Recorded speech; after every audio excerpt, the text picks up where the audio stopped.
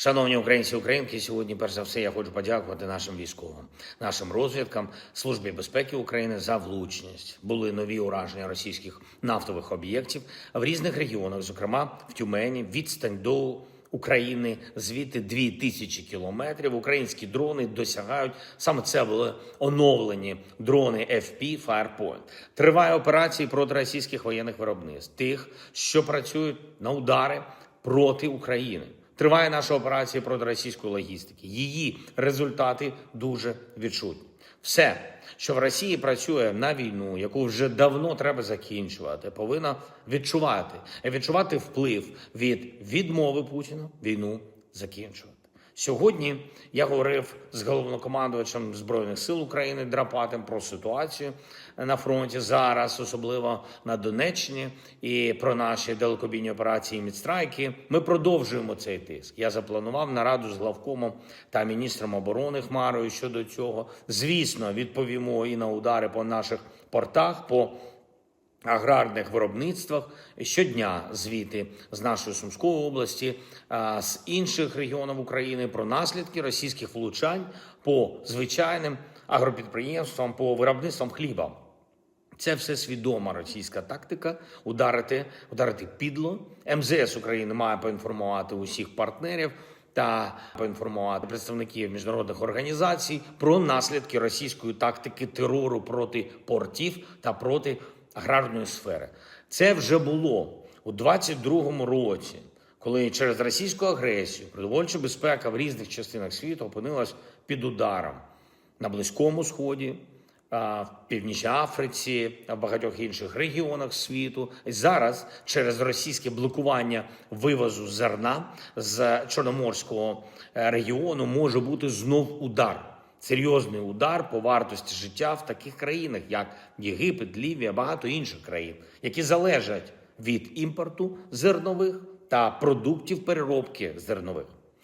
Ми готуємо протидіяти цьому, і ми будемо максимально координуватись з усіма сумлінними партнерами, які можуть допомогти захистити нормальне життя від Росії.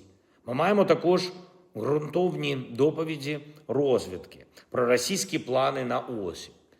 Чого там немає в російських планах? Так, це миру, на жаль, поки що немає. Путін готує умови для розширення мобілізації. Цифри його втрат говорять самі за себе.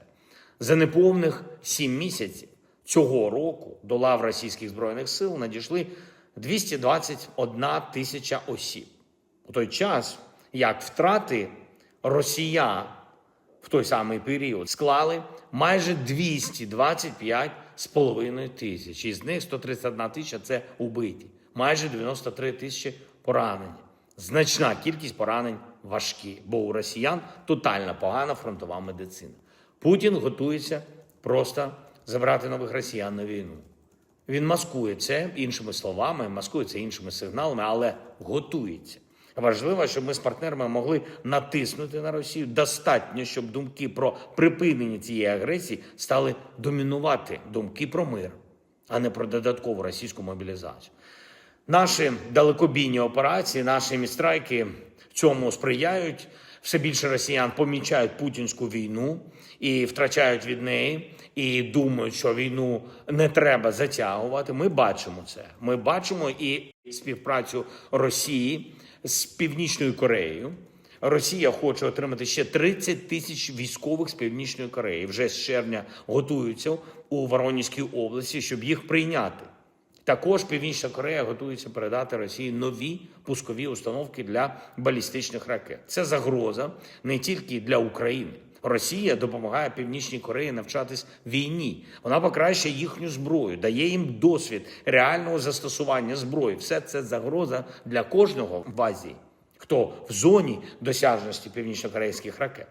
Ми будемо протидіяти. І також я доручу розвідці передати партнерам наявну у нас інформацію про нову допомогу Росії іранському режиму.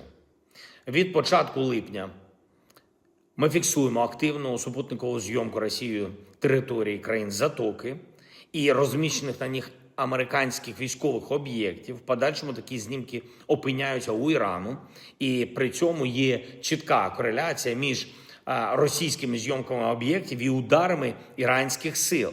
Кореляція і напередодні ударів, так і після іранських атак для оцінки завданої шкоди. Тільки за 19 і 20 липня в зону інтересу російських супутників потрапили 4 авіабази. 2 в Бахрейні та по 1 в Йорданії та Кувейті. Зрозуміло, для чого. Ми всі в світі, ми маємо не заплющувати очі на дуже простий факт. Зло завжди шукає, як зробити ще гірше і розповсюдитись. Росію треба зупинити, війну треба зупинити, тиск на агресора має спрацювати.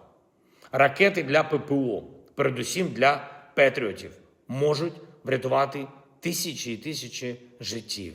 Кожен з партнерів, які можуть допомогти, мають знати, що за всіма рішеннями, за всіма паузами в постачанні життя людей.